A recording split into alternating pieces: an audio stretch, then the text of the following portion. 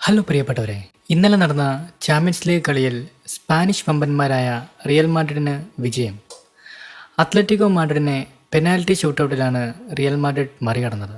മത്സരത്തെപ്പറ്റി പറയുകയാണെങ്കിൽ രണ്ടു ടീമുകളും മികച്ച കളിയാണ് ഇന്നലെ പുറത്തെടുത്തത്.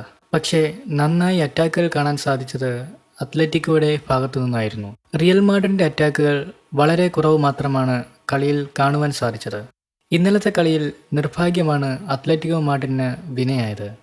അതിൽ ഒന്നാമത്തെ നിർഭാഗ്യവാൻ ജൂലിയൻ അൽവാരസ് ആണെന്ന് തന്നെ വേണം പറയാൻ. കാരണം ഒട്ടനവധി അവസരങ്ങൾ അൽവാരസിന് ഫിനിഷ് ചെയ്യാൻ സാധിച്ചിരുന്നില്ല. കൂടാതെ അവസാനം പെനാൽറ്റിയിൽ നടന്ന ഡബിൾ ടച്ച് സംഭവങ്ങളും അൽവാരസിനും അത്ലറ്റിക്കോയ്ക്കും വെല്ലുവിളിയായി. മത്സരത്തിൽ 17 ഷോട്ടുകളാണ് അത്ലറ്റിക്കോ മാഡ്രിഡ് റിയലിൻ്റെ പോസ്റ്റിലേക്ക് അടിച്ചത്. അതിൽ 8 ഓൺ ടാർഗറ്റ് ഷോട്ടുകളും പെടുന്നു. മറുപടിയിൽ 10 ഷോട്ടുകൾ റിയൽ മാഡ്രിഡ് എടുത്തപ്പോൾ 3 ടാർഗറ്റ് ഷോട്ടുകൾ മാത്രമാണ് അത്ലറ്റിക്കോയുടെ പോസ്റ്റിലെത്തിയത്. റിയൽ മാഡ്രിഡ് ആരാധകരെ സംബന്ധിച്ച് ഇന്നലത്തെ റിയലിൻ്റെ കളി അത്ര മികച്ചതെന്ന് പറയാൻ കഴിയില്ലെങ്കിലും ഫുട്ബോളിൽ ഫൈനൽ വിസിലടിക്കുമ്പോൾ ആരാണ് ഗോളുകൾക്ക് മുമ്പിൽ നിൽക്കുന്നവർ അവരാണ് വിജയിക്കുക.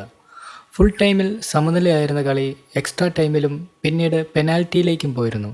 അവസാനം റുഡിഗറുടെ പെനാൽറ്റി ഗോളോടെ റിയൽ മാഡ്രിഡ് ക്വാർട്ടറിലേക്ക് കാലെടുത്ത് വെക്കുകയായിരുന്നു. ഇന്നലത്തെ കളിയെക്കുറിച്ചുള്ള നിങ്ങളുടെ അഭിപ്രായം എന്താണ്? കമൻറ്റായി രേഖപ്പെടുത്തുക. കൂടുതൽ സിനിമാ കായിക വിശേഷങ്ങൾക്കായി ഈ ചാനൽ സബ്സ്ക്രൈബ് ചെയ്യുക. താങ്ക്